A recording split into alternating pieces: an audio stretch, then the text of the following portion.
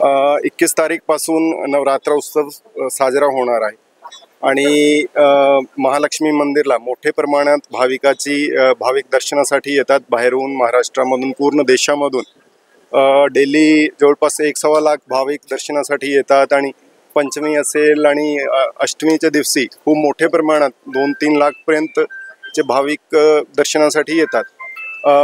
Daily जे आहे पालखी मिरवणूक असतात संध्याकाळी, त्यांचे पण दर्शनासाठी मोठ्या प्रमाणात लोकल कोल्हापूरचे भाविक असतील, बाहेरचे भाविक असतील, मोठ्या प्रमाणात पालखीच्या दर्शनासाठी सुद्धा येतात.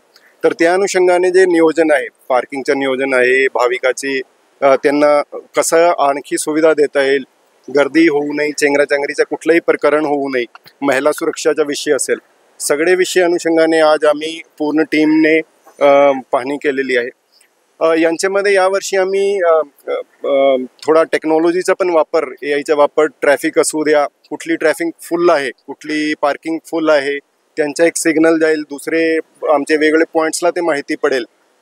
जे बाहेरून येणारी पब्लिक आहे, भाविक आहे, त्यांना सुद्धा ते माहिती QR कोड प्रमाणे देण्याचे प्रयत्न आहे की कुठे नियरेस्ट पार्किंगची स्पेस अवेलेबल आहे, एक तर ते, आणि दुसरा जे आतमध्ये कुठे गर्दी जास्त झाली, एक पर्टिक्युलर कन्सन्ट्रेशनच्या पुढे जर भाविकाची गर्दी गेली तर आम्हाला माहिती भेटतील, आम्ही ताबडतोब त्या जागावरती इंटरव्हीन करू शकतो, तिकडे जे आहे गर्दी कमी करू शकतो.